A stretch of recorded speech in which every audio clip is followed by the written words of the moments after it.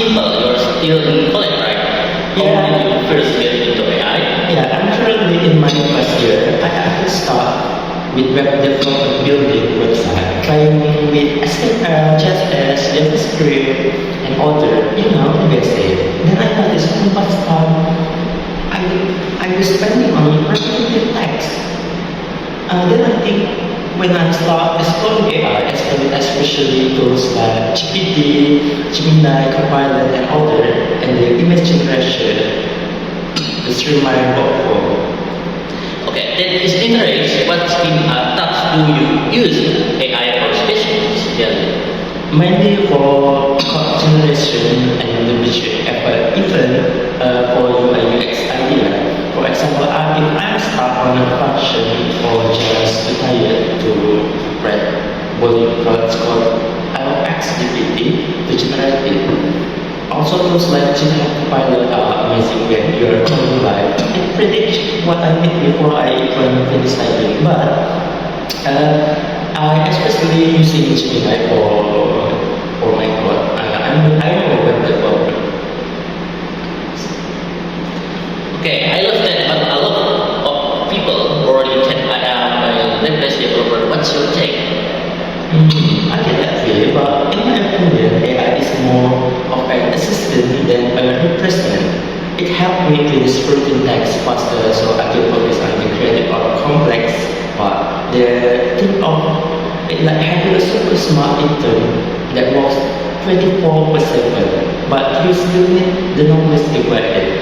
So if you are not knowing the basic for web development, I'm not recommended you to using AI for helping you to build your web or your application. I'm not recommended just because I already have the basics, so I will using GPT for cut the time that I use to build the project.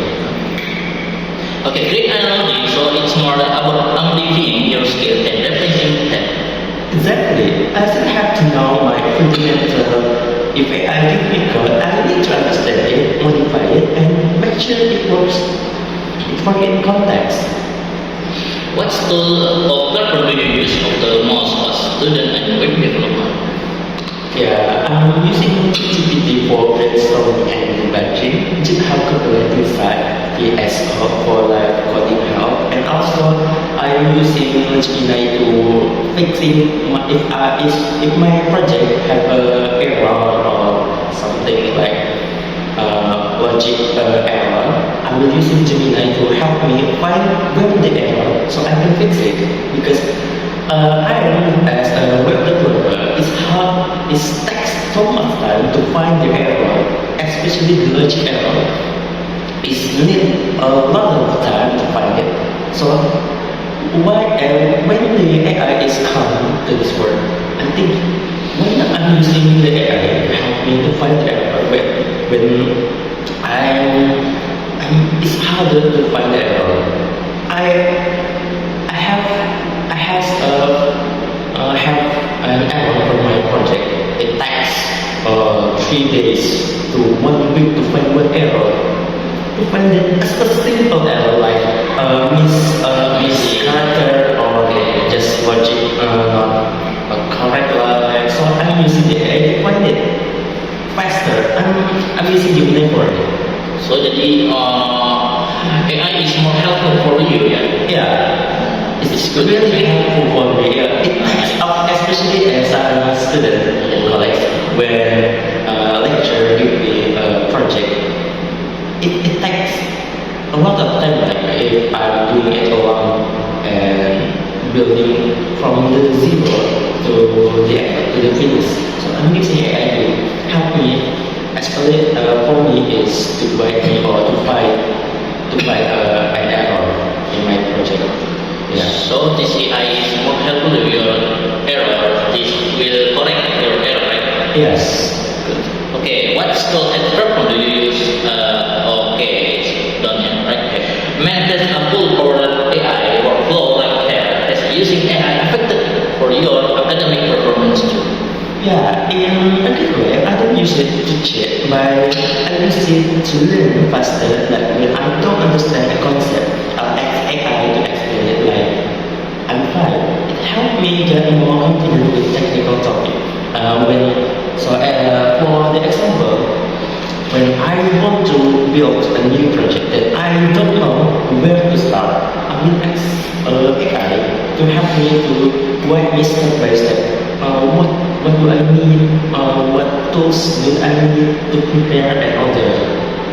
So AI is very helpful for me to guide me when I don't know where to start.